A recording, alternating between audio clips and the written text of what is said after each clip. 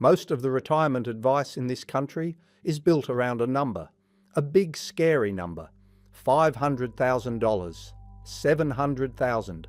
Some calculators have started saying $1 million, and if you are sitting there in your late 50s or your 60s, looking at your super balance, doing the maths, and quietly concluding that a decent retirement is something that happens to other people, I want to have a different conversation with you today. My name is Gerald. I retired at 62, not with $1 million, not with some complex financial strategy cooked up by a planner who charges $300 an hour. I retired by asking a question that nobody in the financial industry ever seems to ask. Not how much do I have, but where am I going to live? Because the pension in Australia is not the same number everywhere. $31,000 a year in Sydney is not enough to cover rent. In Melbourne, it covers rent and nothing else. In Brisbane, it is getting there, but not quite. But in 6 regional towns I am going to walk you through today, that same $31,000 with the full concession card ecosystem sitting on top of it is genuinely enough. Not survival, actual living. Today is not a list of the prettiest towns in Australia. It is not a travel brochure, it is a coaching session. I am going to show you how to think about this, how to run the numbers, and then I am going to show you 6 towns where those numbers actually work. Let's get into it.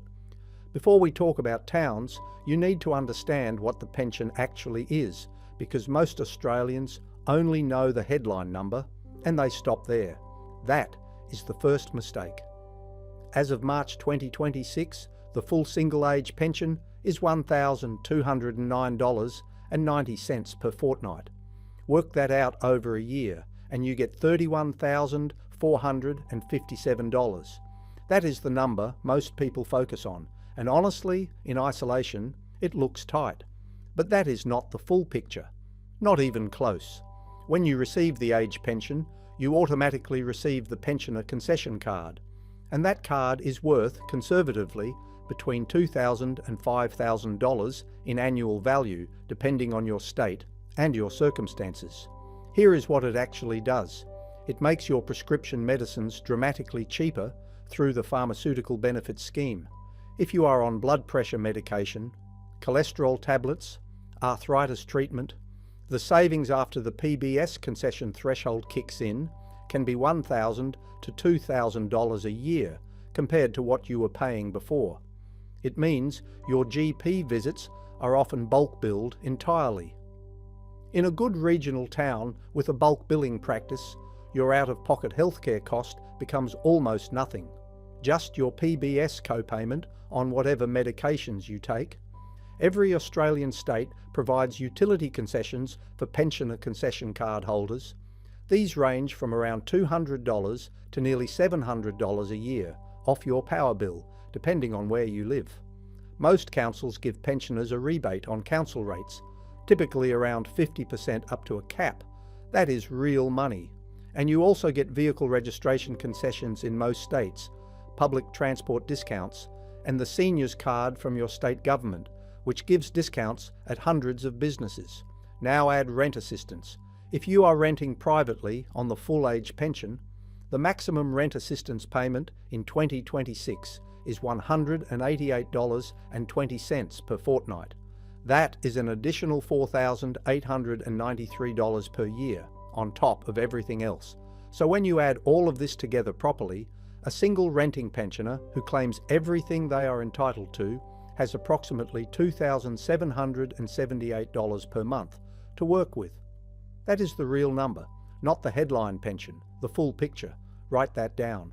$2,778 per month. That is your anchor. Now here is the question I'm going to ask about every town on this list. Can a single renting pensioner cover their basic monthly costs inside that number? Rent at local market rates, groceries, utilities, one car, healthcare after concessions, a modest living allowance for phone, internet, personal care, and a small leisure budget. If the total comes in under $2,778, the town passes, and every town I'm about to show you passes. The other thing I want you to think about before we get into the towns is the homeowner equation, because if you are currently living in a Sydney or Melbourne property, even a modest one, the equity in that home changes everything. Sell a Sydney apartment, buy a regional home outright, and suddenly you have removed rent from your equation entirely. Your pension income is now almost purely for living. That math is exceptional. I will flag the homeowner case for each town separately. Alright, let's get into the towns. 6 of them. Real budgets. Honest trade-offs. No glossy brochure language. Town number 1. Port Augusta, South Australia. Port Augusta sits at the top of Spencer Gulf, about 300 kilometres north of Adelaide in South Australia. 14,000 people. A full-base hospital with a 24-hour emergency department, a Woolworths, a Coles, a swimming pool, council services, and a waterfront setting where the outback literally meets the sea. This is not a remote outpost. This is a functioning regional town with real infrastructure. The median weekly rent for a house in Port Augusta as of 2026 sits around $300 per week. Run the monthly budget and you get rent at $1,299. Groceries around $400. Utilities around $165 because summers are warm but winters are mild. Transport for one car, $170. Healthcare after concessions, $70. A modest living allowance of $160. Total comes to $2,264 per month. That leaves you $514 of breathing room every single month. $514. That is your car repair fund. That is your bus fare to Adelaide when you need a specialist. That is a weekend away twice a year. The Flinders Ranges are 45 minutes from your front door. The Arid Lands Botanic Garden, 250 hectares of native Australian flora with walking trails, is on the edge of town. The Indian Pacific train goes through here. If you have always wanted to ride the train through the centre of Australia, you can walk to the station. Honest trade. Port Augusta has some socio-economic challenges in certain parts of town, and summers can be seriously hot. It is not a postcard, but it passes the test, it has the services, and the landscape around it is extraordinary. Town number 2, Charleville, Queensland. Charleville is the largest town in outback Queensland, about 750 kilometres west of Brisbane. 3,500 people. A hospital, a Woolworths, a high school, a pharmacy, a pub that has been open for over a century, and the Cosmos Centre Dark Sky Observatory, one of the best stargazing facilities in the state. On a clear night out there, the Milky Way does not look like something you see on a phone screen. It looks like a ceiling you could touch. Median weekly rent in Charleville sits around $250. Some listings come in under that. Run the numbers. Rent at $1,083 per month. Groceries around $410, slightly elevated because you are inland. Utilities $150. Transport $160. Healthcare after concessions $70. Modest living $155. Total $2,028 per month. Surplus of $750 per month. That is the largest surplus on this list. Charleville is the town where the age pension, even before rent assistance, comes closest to covering everything on its own. Here is something the financial numbers cannot capture. The people who choose Charleville chose it. They drove 7 hours from Brisbane or flew in from somewhere, looked around and decided this was their place. A town that takes genuine intent to arrive at tends to attract people with genuine intent, and that creates a community texture that most suburban Australia has completely lost. Your name is known within a month. The same person sells you groceries, sees you at the RSL, and waves from across the road. Honest trade. Brisbane is 7 hours by road. Summers are genuinely serious. 40+ degree days are not occasional, and if your health needs more than the local hospital can provide, you need a clear plan for how you get to the city. This town requires the most honest health assessment on this list, but financially, nowhere else comes close. Town number 3, Mount Gambier, South Australia. Mount Gambier is South Australia's second largest city, around 28,000 people, and it is the strongest combination of city-level services and a passing pension budget on this entire list. Full base hospital with 24-hour emergency and surgical capability, a university campus, a TAFE, all major retailers, multiple supermarkets, aged care facilities that are actually there, not just listed on a government website. And then there is the Blue Lake. Every November it turns a cobalt blue so extraordinary that scientists still cannot fully explain the geochemical process behind it. The town has correctly decided to lean into this, rather than attempt to decode it. Median weekly rent in Mount Gambier sits around $370, monthly budget, rent $1,602, groceries $380, utilities $175, because winters are genuinely cold and heating is a real cost. Transport $170, healthcare after concessions $70, modest living $175, total $2,572, surplus of just over $200 per month, tight, but it passes. And for the homeowner, this picture changes completely. 3 and 4 bedroom homes in Mount Gambier sell for under $400,000. Someone who buys outright and removes rent from their equation has a monthly surplus of well over $1,000. That is a comfortable retirement. The Coonawarra wine region, one of Australia's most celebrated for Cabernet Sauvignon, is 45 minutes north. The Southern Ocean coast is an hour south, and the Umpherston Sinkhole, a sunken garden inside a collapsed cave system lit at night and populated by possums that have decided humans are entirely non-threatening, is 5 minutes from the town centre. Worth seeing at least once. Honest trade, winters are cold, the heating bill is real. Adelaide is 4.5 hours by road, which matters if you need frequent tertiary care. Town number 4, Peterborough, South Australia. Most people watching this have never heard of Peterborough. That is exactly why it is on this list. Peterborough is a small historic railway town in South Australia's mid-north, 280 kilometres from Adelaide, on good sealed roads. Population around 1,600 people. GP service, supermarket, pharmacy, and houses listed on real estate websites at prices that require a second look to confirm they are real in 2026. Median weekly rent in Peterborough sits between $180 and $220 per week. Using the higher end, monthly budget, rent $953, groceries $400, utilities $175, transport $175, healthcare $80, modest living $160, total $1,943, surplus of $835 per month. Now here is the sentence that almost no other place in Australia makes possible. Houses in Peterborough sell for between $50,000 and $100,000. Someone with $80,000 in savings, not even super, just savings, can buy a house outright and retire in Peterborough on the full age pension with a monthly surplus of over $1,500. That is not a typo.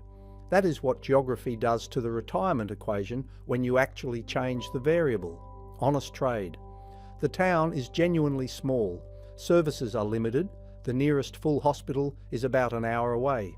This is not for someone who needs the stimulation of a larger community or regular specialist access. But for the person who wants the simplest, most financially stable version of retirement, Peterborough makes the mathematics work in a way that no financial planner's model ever puts on the table, because their models are not measuring geography. Town number 5, Victor Harbour, South Australia. Victor Harbour is Australia's quiet retirement secret, and it has been an open secret long enough that it does not feel like speculation to say so out loud. Coastal town, 15,000 people, 85 kilometres south of Adelaide on good roads, on Encounter Bay, which every year between July and September becomes one of the best whale watching spots in the southern hemisphere. Southern right whales come in from the open ocean and rest in the shallow water, close enough to see from the beach, free, every day of the season. 37.7% of Victor Harbour's population is of retirement age. That is not an accident. That is what happens when a place is genuinely good for retirees over several decades, and people keep telling each other. Median weekly rent sits around $350. Monthly budget: rent $1,516. Groceries $380. Utilities $160. Transport $200. Healthcare after concessions $70. Modest living $175. Total $2,501. Surplus of $277 per month. This passes. But I want to be straight with you. It is the narrowest pass on this list. An unexpected car repair in a bad month could push you into deficit. If you are renting in Victor Harbour on the pension, you need to be careful, and you need to claim every concession from day one. But here is why Victor Harbour is on this list. The homeowner case is exceptional. Someone who sells a city property, buys in Victor Harbour outright, and lives on the pension has a monthly surplus of approximately $1,300. Because their housing costs are reduced to council rates, insurance and maintenance, averaging around $350 per month combined. Victor Harbour Hospital has its own 24-hour emergency department. Flinders Medical Centre in Adelaide is 55 minutes by freeway.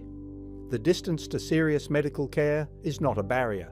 The whales are free. The beach is free. The air off Encounter Bay on a clear morning is the kind of thing that makes people who spent 30 years in the city feel like they have been given something back.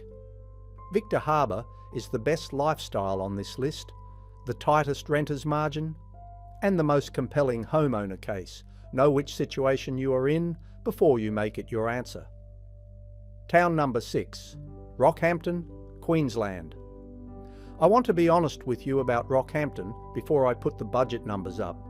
Rockhampton has appeared in previous discussions on this channel, specifically around crime statistics.